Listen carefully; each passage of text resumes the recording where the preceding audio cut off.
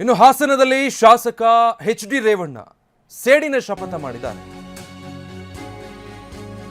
ಕಣ್ಣೀರಿಡುತ್ತಲೇ ಸೇಡಿನ ಶಪಥ ಮಾಡಿದ್ದಾರೆ ಎಚ್.ಡಿ. ರೇವಣ್ಣ.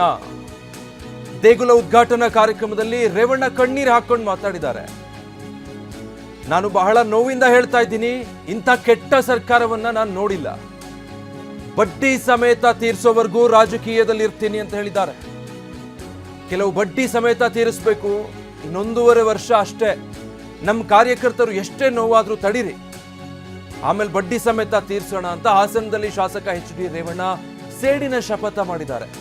ದೊಡ್ಡಬೀಕನಹಳ್ಳಿಯಲ್ಲಿ ಆಂಜನೇಯ ದೇಗುಲ ಉದ್ಘಾಟನೆ ಸಂದರ್ಭದಲ್ಲಿ ಮಾಜಿ ಸಚಿವ ಶಾಸಕ ಎಚ್.ಡಿ. ರೇವಣ್ಣ ಆಡಿರುವಂತಹ ಮಾತುಗಳಿದು. 1990ನೇ ಇಸ್ವಿಲಿ ರಾಜಕೀಯ ಶಕ್ತಿ ಕೊಟ್ಟಂತ ಊರಿದ್ರೆ ದೊಡ್ಡ ಶಾಸನಹಳ್ಳಿ. ಏಕೆಂದ್ರೆ ಆ ಉದ್ದೇಶದಿಂದನೇ ನಾನು ಕಾನೂನು ನೋಡಲಿಲ್ಲ. ಸ್ವಲ್ಪ ನೋವಿನಿಂದ ಹೇಳ್ತಾ ಇದ್ದೀನಿ, ಈ ರಾಜ್ಯದಲ್ಲಿ ಇಂಥ ಕೆಟ್ಟ ಸರ್ಕಾರ ನಾನು ನೋಡಲಿಲ್ಲ. ಕಾಯ್ತಾ ಇದ್ದೀನಿ, ಬಡ್ಡಿ ಸಮೇತ ತೀರಿಸೋವರಿಗೆ ರಾಜಕೀಯದಲ್ಲಿ